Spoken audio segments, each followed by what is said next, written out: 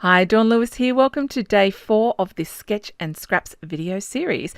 For all of the videos this week, we are using one sketch, one stamp set, and I wanted to show you today some very simple tweaks, the simplest of simple, and I'm making mini cards. So there will be 4 projects today that you can follow along with, and these cards are quick. Sometimes you just need a small card, you don't need a full-size card, and this is fantastic.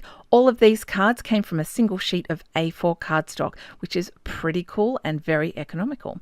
So here is the basic sketch. If you've missed it, you can check a link below to the blog and you can see the sketch in all its glory, and I'll link to all the other videos. And I decided to center my image and my sentiment today. And that's just a small tweak, but that's the sketch right way up. For card number 2, we're actually going to rotate the sketch. Rotating a card sketch, or if you're a scrapbooker, rotating a layout sketch is one of the fastest ways to take one look and change it up. So for this one, I've rotated the sketch 180 degrees, and so now my pattern paper is up the top instead of down the bottom. The torn edge is going to act as our contrast strip. I'm adding the kitty lower right. I played with the text, but I liked it up the top. It kind of looks like a dream bubble, but I did decide to balance it by putting it in the middle. For card number 3, we're rotating the sketch again, but this time I'm actually going to take the sketch and just pivot it clockwise. So no, I'm actually going to turn the sketch counterclockwise, but I'm pivoting the card clockwise.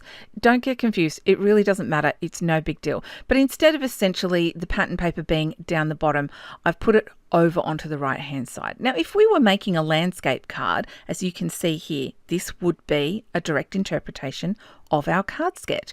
And I'll show you here, we add a hero, we add a sentiment, bam. But today, I actually want to show it to you as a rotated image, and I think this looks really, really cute. Now, you could put a wider piece of pattern paper or a thinner piece of pattern paper. These cards are fantastic for stash busting, and the kitty looks great on either side, but I thought the right just felt right.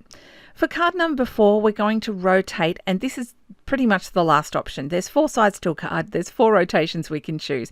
So I've actually taken the sketch and rotated it clockwise, and the pattern paper now runs up the left-hand side, the folded edge of the card.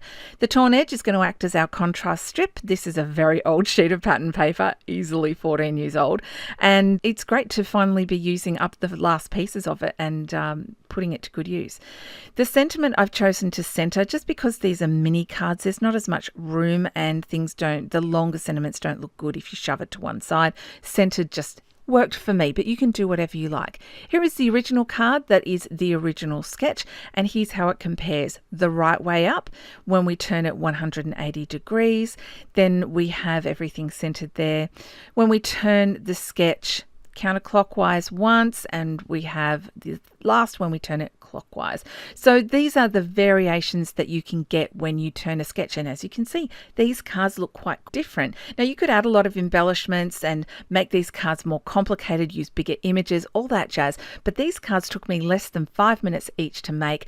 I think they turned out really pretty. I'm very excited to be building my stash while I use up my stash. So all of this week, it's been sketches and scraps off my desk. I'm very excited. That stack is getting smaller and smaller.